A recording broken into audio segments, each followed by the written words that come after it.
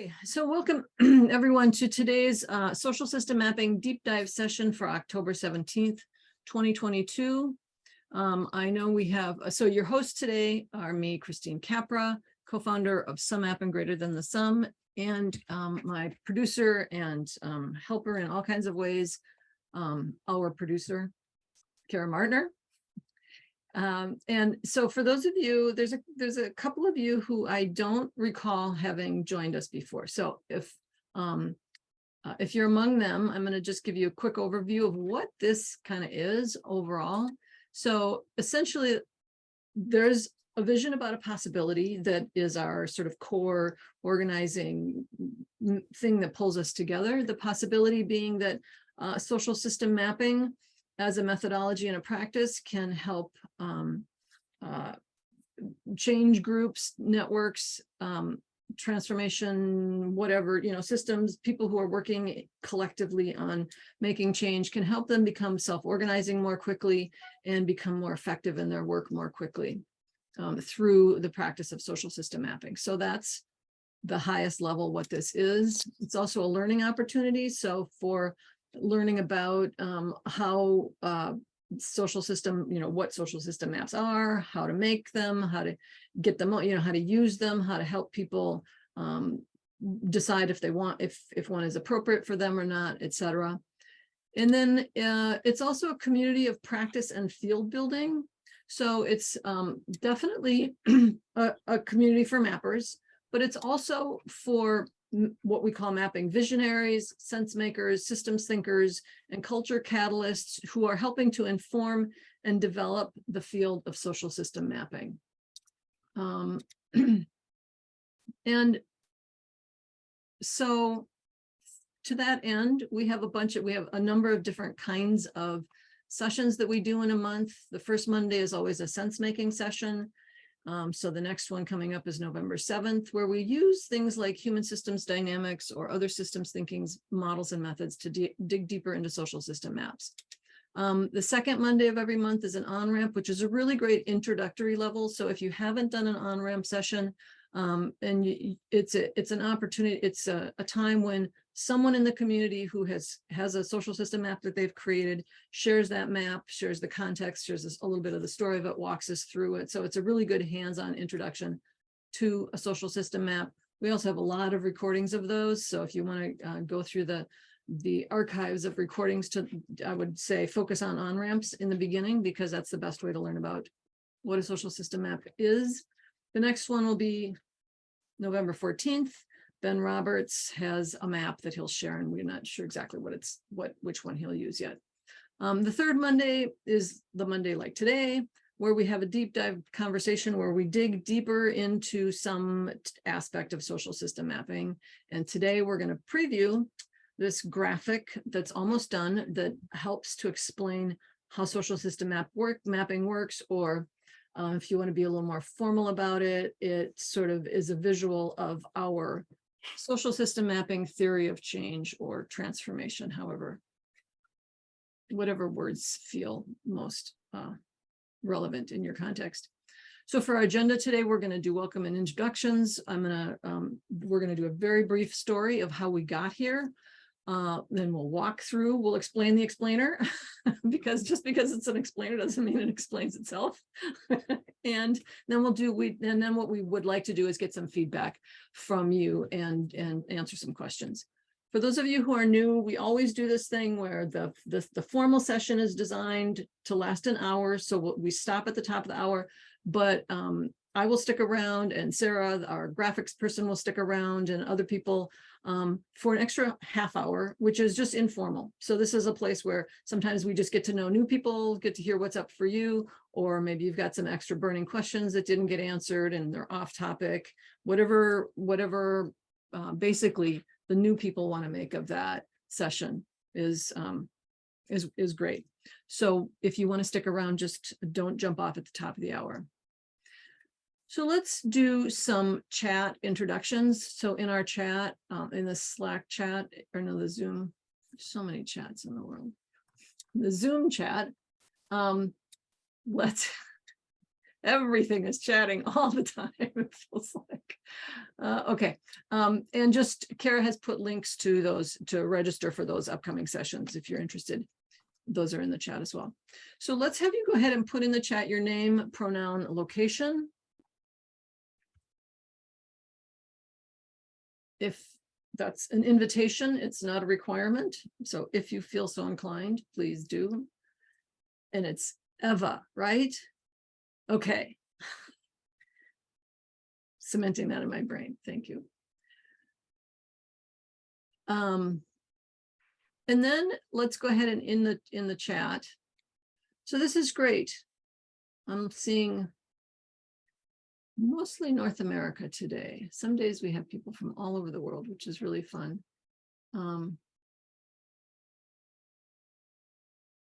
And let's go ahead and then also in the chat have you add.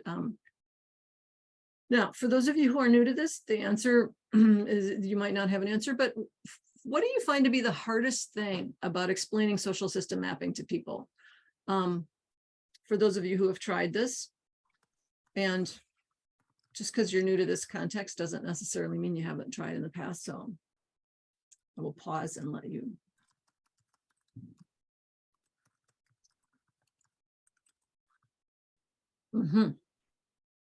That's a good one, Brian, why it's worth the trouble. The practical ways to use it. That's part of the answer to why it's worth the trouble. The jargon. Yes, jargon. I use a lot of jargon. Just because it's easier to talk about, but it's also a big turnoff if you're not used to it. Using language that people can relate to. Yeah, related to jargon. So language is a big one. How to collect enough data in feasible ways. Yeah. Good, Rebecca. People do not know what questions to ask. Yeah, all of this is on the one hand seems like on the surface it should be simple, but it's actually pretty challenging stuff. Yes, and explaining the why. Okay, I'm gonna, oops. Okay, I think that's the end of my little. Okay, so I'm going to just jump in to this little story of how we got here, and then I'm going to hand it over to Sarah, who's our graphic designer, who has been a great joy and pleasure to work with. And so this is, first I'm going to just sort of share a timeline. So hang on a second, where do I go to that? So we use human systems dynamics as a sort of our most accessible low-hanging fruit framework for explaining how to work with a social system map and how to get the most out of a social system map and sort of how to sense make with a social system map. And so this, if you've shown up many times, I know you've seen this before because I share this a lot, the human systems dynamics theory of change, which explains what a complex adaptive system is, what how adaptive action works, and how you change a complex adaptive system using adaptive action, and how you use various models and methods of reality to help us as we're doing our adaptive action to be more rigorous in how we look at and how we think about what we've chosen to think about in any given moment, what aspect of the complex adaptive system we want to pay attention to right now as we're doing our adaptive action. We need different models and methods and ways of approaching it that help us get out of our own usual perspectives, that help us let go of our own biases and seeing what we're used to seeing, and help us start to see differently, see from other perspectives, see, at different scales, etc. So this is the HSD theory of change. And for me, I've been working on the social system mapping methodology and the software for a long time and just could care less. It's like, well, I mean, this is a great theory of change. I'm happy with it. I like the human systems dynamics. I just take a social system map and plunk it right into the model method area of the HSD theory of change, and I'm good to go. I've been doing that for quite a while and feeling like that works for me.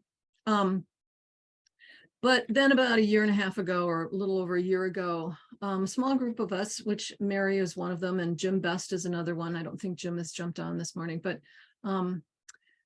we started to work on some of these questions that are in the chat, especially the getting enough data in it, or getting the right questions in a map, or getting people to update the map, and the sort of the iterative capacity that's built into social system mapping, which in my experience doesn't really happen. I have built probably 100 of these maps in different contexts, and what my experience is that we put a lot of energy in at the beginning, we do a big push, and then it just sort of drops and is not used anymore and isn't returned to. And so we started to think about, how do we work with that? And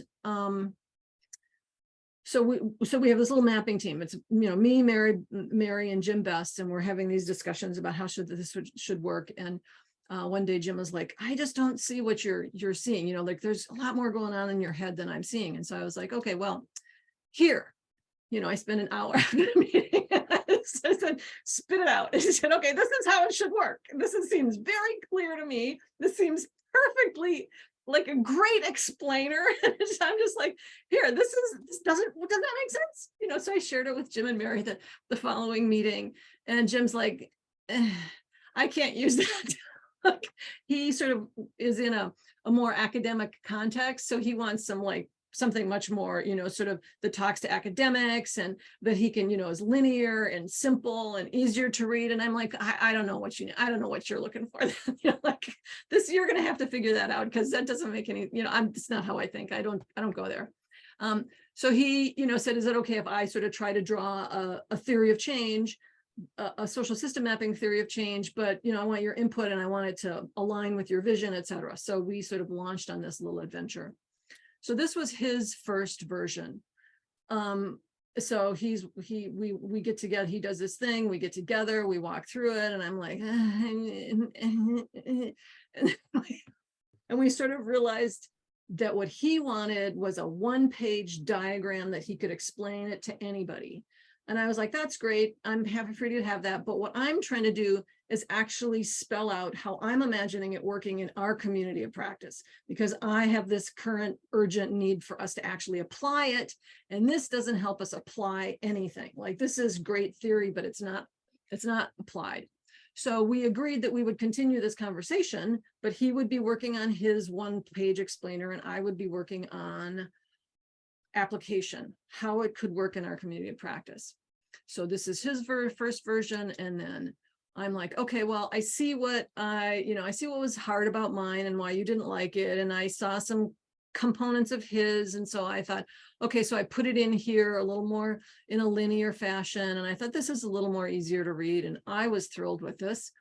And Jim's like, okay, I think that your thing is right here and there's all this other stuff. And I'm just like, so we talk it through and really trying to follow him and really trying to understand what it is that he's trying to get at, like what's missing in my wonderful diagram that he is not understanding, and what's in his diagram that I'm not, like, what is it that's missing in each of ours? What are we? So this became a way for Jim and I to start to actually explore together both, the theory of change and the application of the theory of change in social system mapping. So we did that, and then he did that one, and then I did this one, and then he did this one, and then he did this one, and then I did that one, and then I did that one, and then he did this one. And so that whole piece of that whole thing, business, and then he did this one, took us from December 2021 to May of 2022. In that time, part of what I'm trying to accomplish with these things down here is I'm trying to create a visual that would help people who join our community practice, who show up, have a sense of where to get their needs met, where they can contribute if they're inclined to contribute. I'm looking for, how to apply this in our community practice.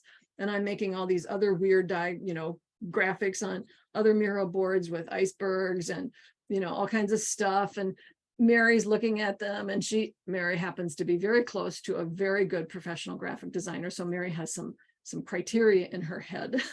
She's just like not thrilled with anything I'm making. And finally, she talks to Sarah, and Sarah's intrigued, and Sarah decides to join the project or help us create some graphic stuff. And I'm going to hand it over to, I'm going to stop sharing my screen right now. So that's kind of the background of how we got to Sarah.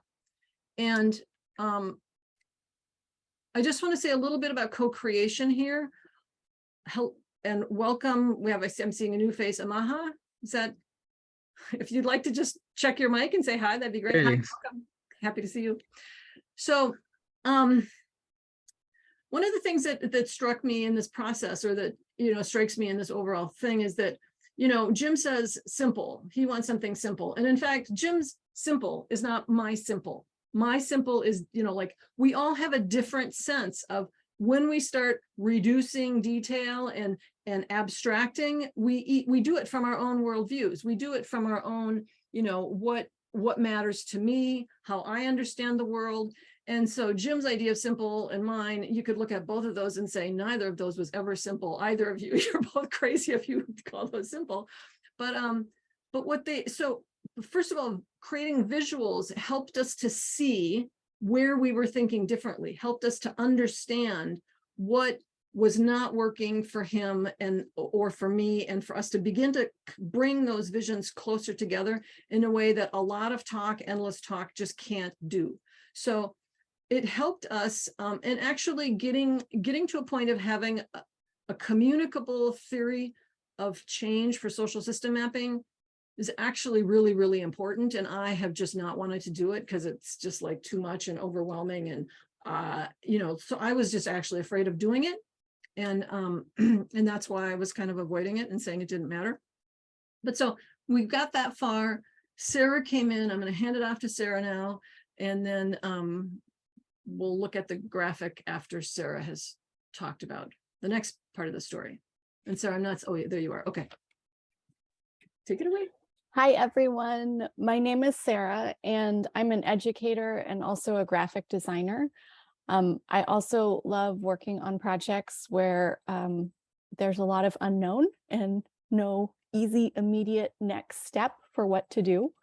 And I was really curious about social system mapping and about the work of this group. So I jumped into the project, not quite knowing what we were going to do, but hoping I could use some of my graphic design skills to help.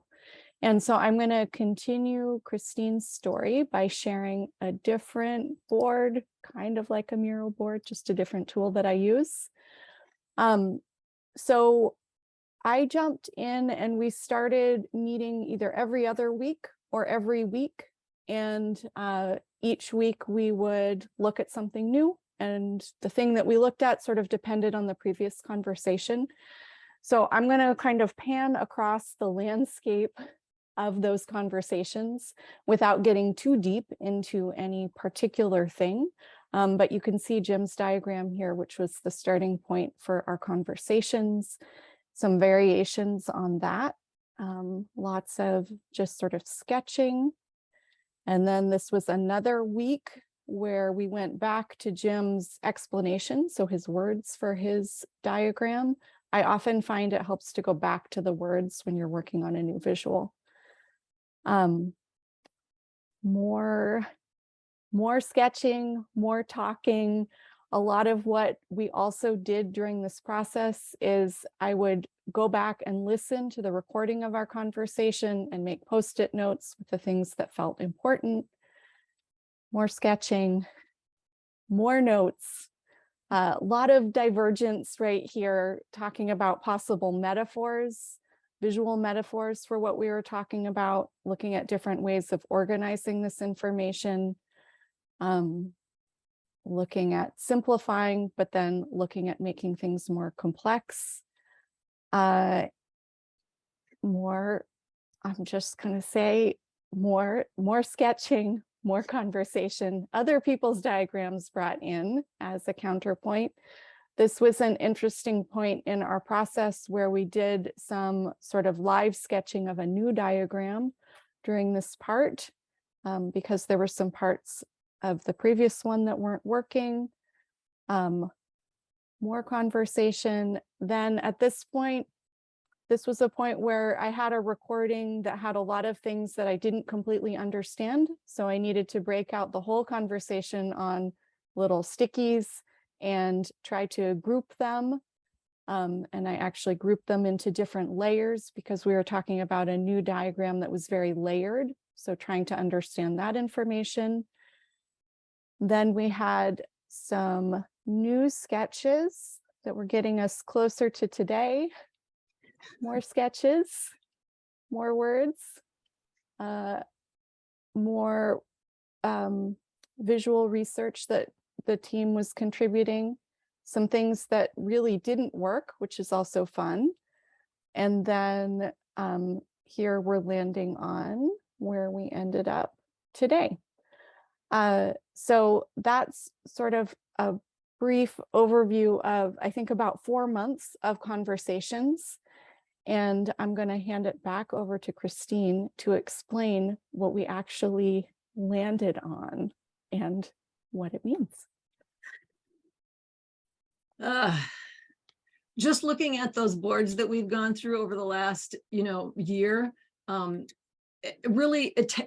reason we're sharing this with you is because it really points out it points out a lot of things, but really in the context of social system mapping, how complex it is, so there were 5 people part of this team. There was Sarah, who was new to social system mapping. There was me, Mary, Brian, and Jim Best, who's not with us today. And the 4 of us, aside from Sarah, have been thinking about and talking about and doing mapping and involved in mapping for years. We're, some of the key people in this community, and we struggled to hear each other. To get on this. We're on the same page in a lot of ways, but the conceptual pieces of it, it just took a lot of listening and a lot of really co-creative, co-intelligence. And I'll talk a bit more about that in a moment. But so I'm going to share my screen again. And hang on, I need to. It's shared. Did I share? Yes. Can you see which board? Can you see the mirror board of our? Okay. Right. So then I wanted to go back to, I see. Okay. I'm not used to doing it in this presenty way. So let's see. Okay. Never mind. Whoops. Close your eyes. It's going to make you nauseous. Okay. So Tim tells me I whip through things so fast. Makes them throw up sometimes. Okay. So this is the bottom. So I'm just going to go to the final version for a moment. This is the final version that we landed on, but I'm going to break it down into phases to explain it and go back to, where's the right one? Okay. So this is the bottom of the, this is the ground. This is the foundation of what, of us, a network, a community practice, a change network, whatever. And hang on, I have to go find my other notes. So this is a bunch of people coming together to do stuff. Their coming together to do stuff is intended to have an impact on the world. They're not just here to enjoy themselves and have fun and be entertained, or, it's not just for them. Their intention has to do with rippling out some kind of impact to create systemic change. In this process, they're probably using various, new and more generative convening methods, such as liberating structures, art of hosting, whatever it is. So this is a bunch of people trying to help change the world and do things differently and ripple that out. In this doing, there's often action, some kind of action being taken. There might be, hang on a second, there might be projects, there might be micro collaborations, as we talk about in June Holly's network weaving framework. Generative conversations that can be acted on, shared learning, mutual support, etc. So this is the people, and this is the action that is a required foundation for social system mapping to be useful at all. But then there becomes this point when, hang on, in any kind of collective efforts when you start to have a need for more shared understanding, like the four of us who were part of this graphics design thing with Sarah, shared understanding about what it is we're actually trying to do and how we might get there, more coordination in a network. Networks are very loosely structured often, and so people are going off and doing all kinds of things, and that's great and wonderful for them to have agency. And at the same time, sometimes you start to want to, like, you know, have the right hand know what the left hand is doing, that sort of thing. So coordination becomes important, or coordination also helps people step into the network and step into being involved. We will start to want to have a collective awareness of what's going on, who's doing what's missing in the network, in terms of, you know, we may have some goals and be focused on, you know, two parts of it, but there's a key third part that we don't have anybody focused on.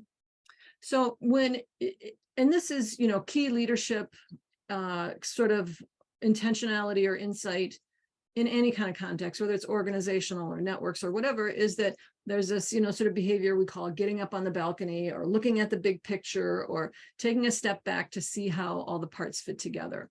So we've got this change network and we've got stuff going on, and we need to have a, you know, a clear sense of it all. And so we do some stepping, you know, some getting up on the balcony and trying to understand what's going on in the network. And this is not a separate group. This is just a behavior that everyone in a network can be part of, you know, ideally, you know, is part of to the degree and the usefulness that it has for them. So this, you know, the population of who's sort of in this little yellow glowing spot here is changing. It's cycling through. Anybody can be doing that. Everybody should be doing that at some point. So that's the action piece. That's the people on the ground and the action. And so this, when they're up here, we're starting to be looking at reflection, reflecting on the action, reflecting on what's going on the ground. And what can happen here is that if we do this reflecting and sort of observing and thinking about, you know, zooming out and thinking about the big picture, we can still be doing that. There's a, you know, one model that can be helpful to talk about here is the ladder of inference, where we're sort of seeing stuff, we're jumping to conclusions that, you know, and the conclusions are based on our belief system, and then we're acting based on this ladder of inference. And in the ladder of inference, it talks about doing that reflexively, which is like pretty much without thinking, just knee jerk.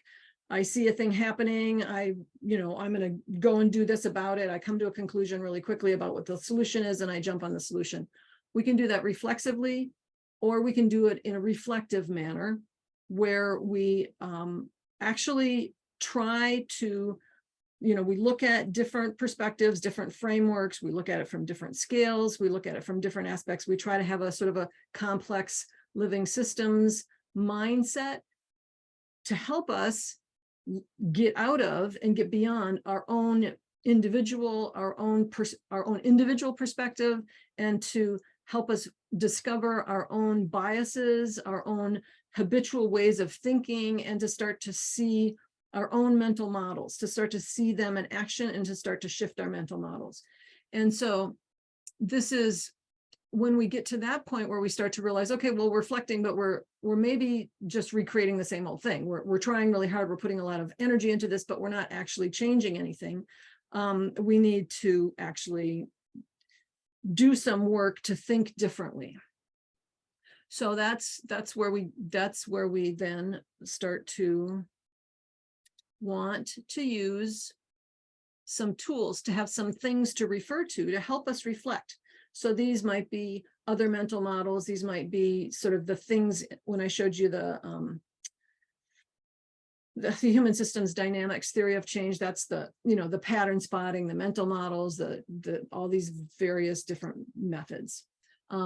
So we start to want to add that into our network practices so that the action on the ground is better informed, is more powerful, and is more shared, coming from a co-creative shared understanding of the larger goals and the larger picture. And so that the action on the ground is less about either knee-jerk responses or, you know, me getting my needs met without really having a sense of what is the whole need, what is the, you know, the whole community or the whole that we're greater, that we're part of, what is that needing? So that, and part of the, no, shut the door. I thought the cats were gone. Excuse me, guys. Sorry about that. I've been babysitting 3 cats in there, and they climb all over my desk and jump on my keyboard, and so I have to shut the door. So the other thing about this, so we can, there's lots of models and methods where you can do this, or ways of approaching this, where you can do this as an individual, you can do it at the level of team, small teams, but when you get, and doing that sort of reflection collectively is what can actually, if I do it myself, I come up with my things and I say, okay, yes, I understand this more deeply now. And now I understand I have to do this. I'm still doing it myself. I'm in it alone. I haven't, there aren't 4 other people who've thought through this with me and said, yes, now we all have a sense of, what's next. And so then I have to go convince them, but they weren't a part of the process. And so it's just a lot more work. Whereas if we sort of start to do this kind of thing collectively, we can get further faster. And let me say this, not further, often it's slower at first, but in the long run, we get a lot further. For instance, this diagram to me, which is way better than anything I could have come up with on my own, and way better than anything Jim would have come up with on his own. And just every single one of us had a very different way of contributing to this. Brian would just occasionally throw in some very abstract concept. He'd be reading all over the place, and then he'd throw some concepts in, and he's done his thing. He's thrown in his concepts, and then my mind just goes, and then all the stuff swirls around, and I, write a whole bunch of stuff or yammer at my video for a long time, and they all have to listen to it. And then Sarah takes it, interprets it, and puts it into a visual. So, learning to do this thinking together is part of what can make our network stronger. And so seeing new things as well as doing it together, and is like what can actually help us change the world faster. But this is all great, and this works in all kinds of contexts, except when you're, and it's still, it works in all contexts, doing these step backs, looking at things from different perspectives, trying to get out of our own biases, see the world differently. But at the level of a network, it becomes kind of challenging because the population is bigger than a team. It's bigger than, there isn't this neat hierarchical org structure that tells you where to go to talk about who's doing what. It's much more dynamic. It's much more fluid. And so doing this kind of reflection at the level of a change network, we get to the point where people are doing this kind of work. And so if I think of Sarah Shanahan of the REAMP network, they're very systems thinking, and they're, doing this kind of reflection, but there are certain things they just could not see. So they want to start to, see things like, who's doing what, and, where are their gaps, where are their needs, what's flowing in the network, who's working on what's flowing well in terms of whether it's knowledge or resources or whatever kind of assets that the network has. Where is it flowing well? Where is it not flowing? Where should it be flowing? Where is there a greater need for it to flow, etc. So when we get to needing that level of insight and valuing that level of insight, then we create a social system map. And at that level, we can use the social system map as an ongoing.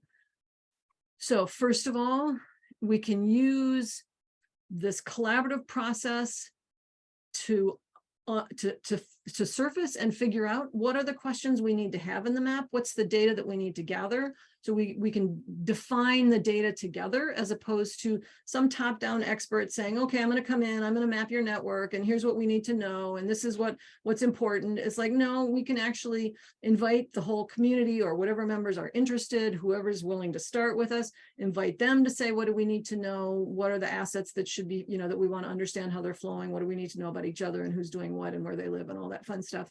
We can define that together as a collaborative process. It can be frustrating and slow, just like this graphic has taken a year to make, and our understanding of what we were even doing has emerged over that year. But then, and we can create it together, and then we can learn to read it together, use it as a structure to understand what we're doing. And the key thing for me in all of this is that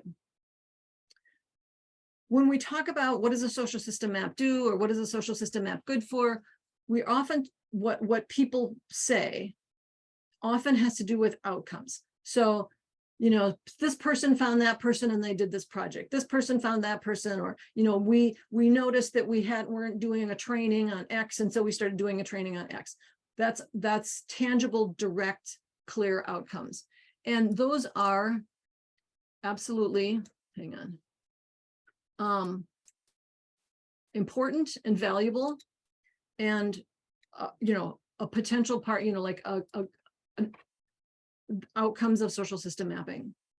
But to me, the value of a social system map is far more about the indirect outcomes. So this repeating of the cycle as an ongoing reflection process helps us build relationships. For instance, the 5 of us who've worked on this graphic know each other far better than we did a year ago. Even though some of us had been working together and known each other for a long time, we have a much more insight into each other's worldviews, into what, you know, triggers us, into what makes us happy, what our deep soul is yearning for in the world. So we have much stronger relationships. It helps us understand how our brains work better. It helps us, a social system map, it can help us form the habits. So one of the things is this whole reflection piece, this whole getting outside of my own perspective and my own way of looking at the world and my own belief system. This is not a thing that happens overnight. It's not like we have a conversation, I know something, and now I know how to act on it. It's like, no, this takes practice. This takes repetition. This takes us working together on this over and over and reinforcing it in each other, because we show up with our habitual mental models, and often our habitual mental models are very mechanistic. And so having a tool with which we can practice looking at the world differently together, understanding it from a more living systems context, improves our relationships. It improves our problem-solving capacity. It helps us support each other more, feel more sense of belonging and being supported in this change work, build more generative shared norms. It can help us learn to manage conflict better and help us get better at learning how to deal in complexity when there's a lot of data. There's a whole lot of data in a social system map, and people always say, there's too much data, I want less data. Like, okay, but it's complex. Like, I'm like, but that's the point. Like, what? I'm just kind of like, oh, I don't know. You know, I have no idea what to do with that. Because the goal here is to learn how to deal with, how to discern the signal from the noise of the too much data, how to have mental, you know, like tactics that we share and learn together with. What do we do with this too much data while we figure out, you know, what is it we're trying to, you know, what's the problem, blah, blah, blah. So it gives us, it changes if we use it. And if we you know, if we go through these cycles together, the less direct outcomes, I think, are far more stronger. I mean, are far more impactful, is we start to think and behave and problem solve differently and differently together. And we can do that once we've practiced that with some people, we're better at doing that with other people. And so all of us together have a sort of a change of how we be, that my theory and hope creates kind of a phase shift in the whole system, that the whole system becomes more effective and powerful. And I went way over my time, and so I'm going to stop sharing. And thank you all for sticking with that. And I'm going to pause, and let's just, I know that was a lot. Okay, I just spew out a lot really fast. That's my thing. It's a habit I do. And then my head is like, oh, take a breath, Christine. And so what I like to do is just pause for a moment and give you a moment, if you would, to put in the chat, what got clearer, if anything, for you from this little romp through the story and the explainer graph? I want to know, before we do that, I want to say a couple more things. Sorry, I forgot to say that a lot of the other, the beginning graphics were full of words. And one of the things that we kept coming back to as we're going through this is there's a lot of words that we can apply to this, but no matter what words we pick, they're good in some contexts and bad in other contexts. So there's no words that are going to be universally applicable and universally meaningful, or even universally have the same general meaning. All the words have history and freight and baggage and contextual sensitivities that have to be dealt with. And so when Sarah just did this one graphic and there were very few words, and I was like, oh, that's it, no words. Let's just get rid of, like, except for the action and the reflection. What we can do then is any of us can take this graphic, we can talk through this story. I just talked through the story from my perspective for this context. If I'm telling this story to a, like I have clients who I do this kind of work for, first I'm going to understand their context, I'm going to understand their language, I'm going to understand their needs, and I'm going to tell the story using their words, or using the words that I feel are most relevant for their context. And so this nice bunch of white space, we can, like, write on, we can write down here what's going on at this level and at that level and at that level in the appropriate words once we've figured out how we would tell the story to that particular context. So I just wanted to explain the lack of words and say how the lack of words is meant to make this very adaptive. So we're just sort of looking at the very, very fundamental, the bones of what can happen with a social system map. And any content in every context has its own, like, its own vision of where it's going. And so we want the graphic to fit their context. And not everybody who's doing a network has the vision I have. My vision is that we, save the world and have everybody, all the evils are managed differently and lessened and have less impact, and that we become regenerative. That's my thing. And for me, that means we have to have a paradigm shift.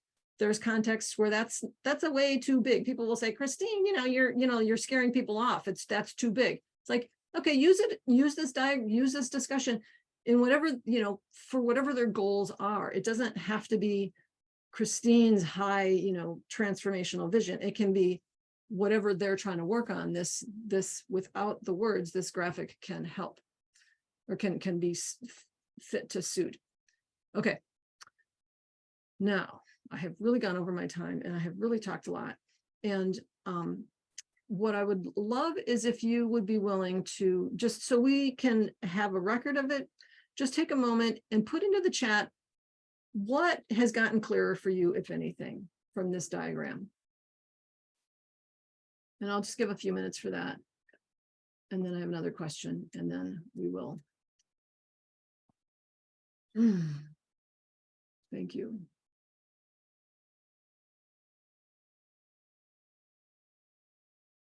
So Jennifer, about there should be something that communicates something about shifting the status quo or creating more. Yeah. And I think that's a piece of the contextual part, and there might be more to it than that. I may be just simplifying what I'm hearing and not really, so I'm just sort of reading.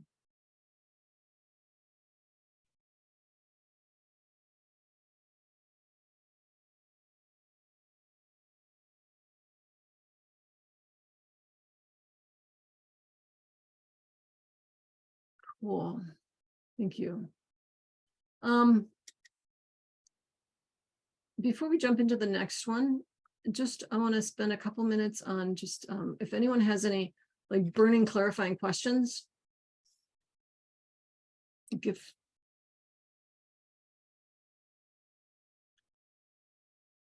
Is that, Tom, you can say the questions out loud if you have a burning clarifying question. No, that was just another helpful thing. Okay. Yeah. Okay. Thank you, Amaha. then what, and feel free to keep putting in if something, you know, as other stuff bubbles up, what, sir, where's our questions? I lost. Okay, there. What's still not clear? Like, what do you, we hopefully we clarified a bunch of things, but inevitably we may have, I mean, it would be logical that something didn't get clarified, especially for people who haven't been steeped in this conversation for years.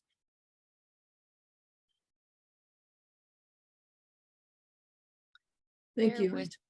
Yeah, Bear with me here. Sorry, I apologize. It's 8. good. Um, so what I understood is that you all went through a process of like, what is your view of a system mapping? And another person was more like, this is too intense. This is not linear. I need something linear, and going through the process. And you all created many different types of systems maps. So what I'm understanding from that is, when you are doing a systems map, is to ensure that you're doing that with the people who are actually involved on the ground and community members. Yeah. And I think the process that I'm still not sure about is, when you're doing this with so many people, are you giving them the opportunity to go into whatever system you're making and be like, just plug in stuff in there, or like just tell us and we write it down for you?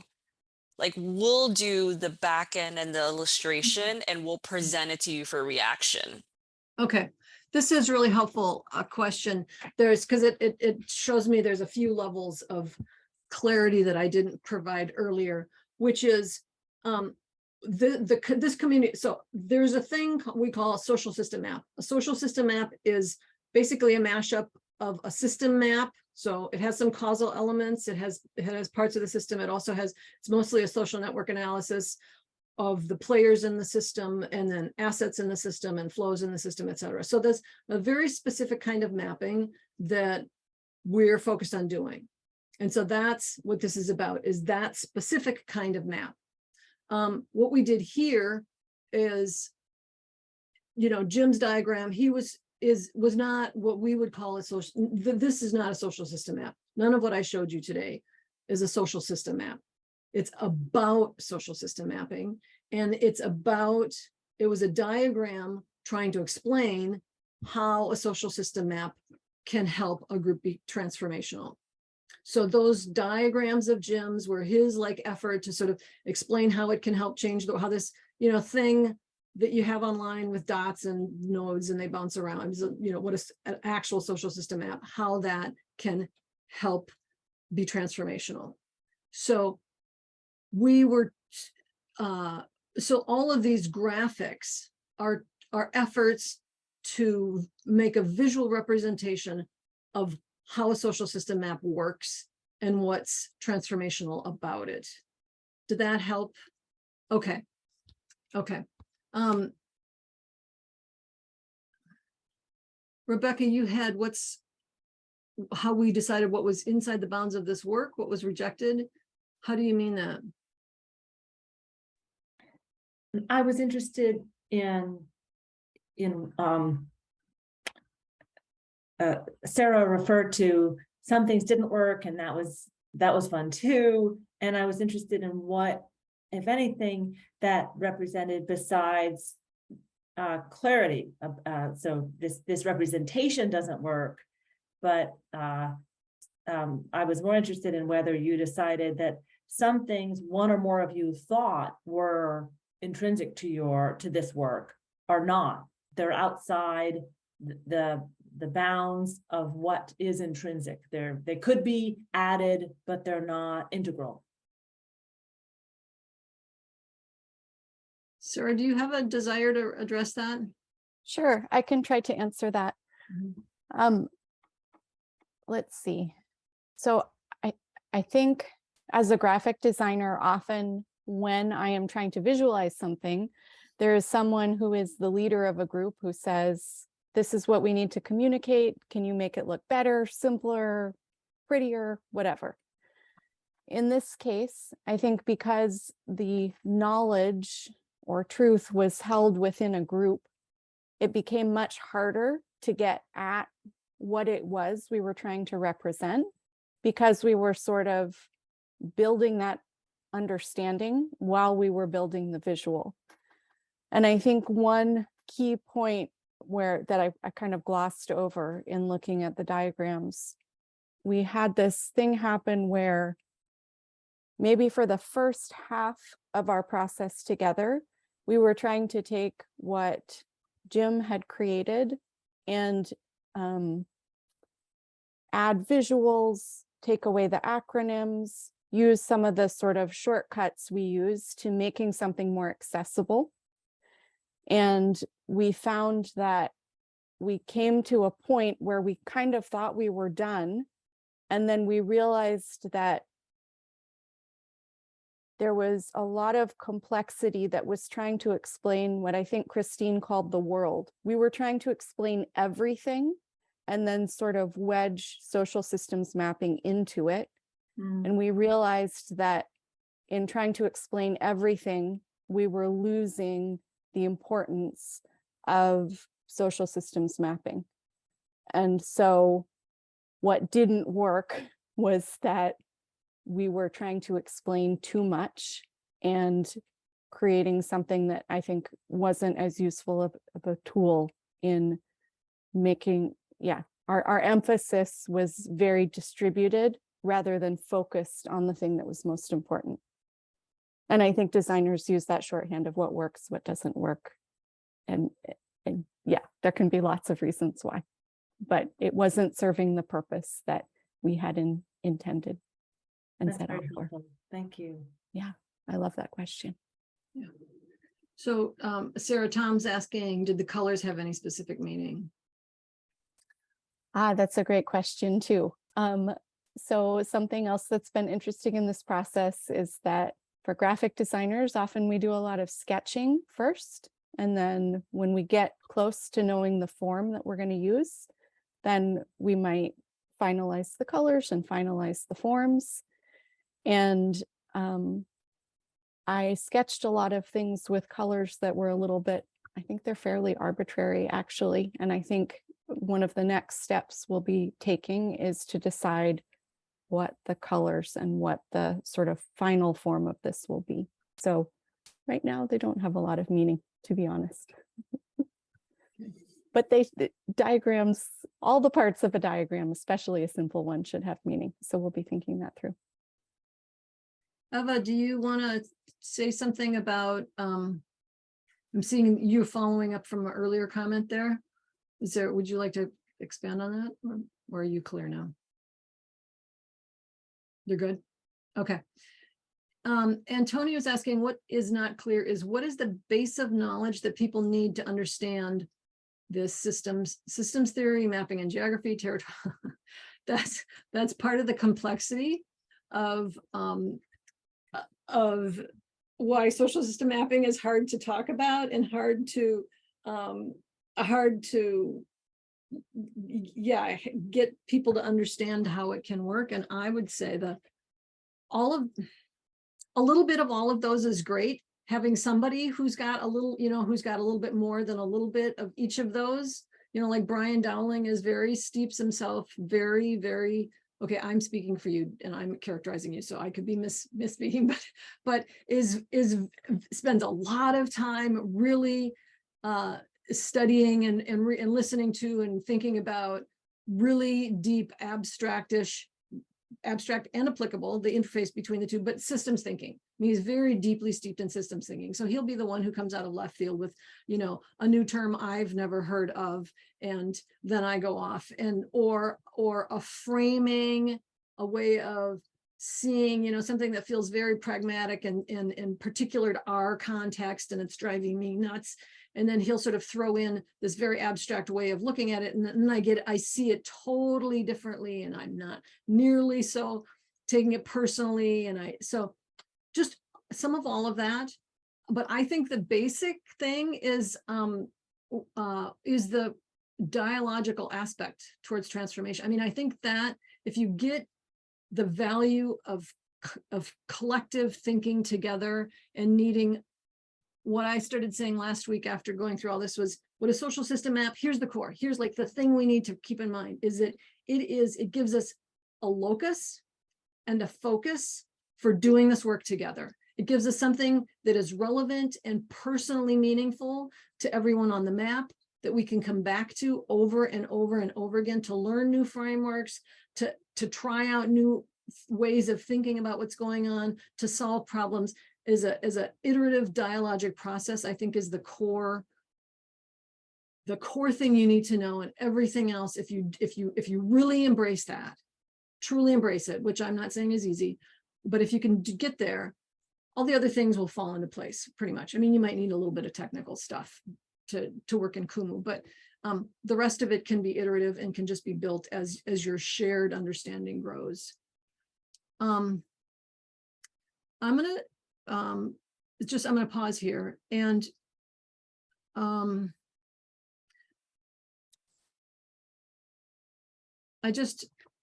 let's do this. I want to do two things. Oh, no, I thought too long. It's the top of the hour. Want to always respect everybody's time and also respect our need for closure and honoring people's attention. And so we'll stop here. If you want to stick around and have a more open-ended conversation, please do. But for those of you who need to leave at the top of the hour, we'll do our top of the hour ritual, which is everybody, let's all unmute. Who wants to do this? We'll unmute. I'll count down 3, 2, 1, and then we'll just give each other our blessings and our appreciation and acknowledgement for the day. And then you can jump off as soon as you've done that, and then we'll stick around if we're staying. So feel free to go ahead and unmute now. And I appreciate everybody's patience with cramming a lot of stuff in. That's always the case, that a lot gets crammed in and it's not lots of breathing room, which I acknowledge is not ideal. But anyway, okay, so 3, 2, 1. Thank you all Thank you so so much. much. Thank you. Love Bye. your work. I Good night, hope you have everybody. a wonderful week. Appreciate you. Have a good week. Thank you.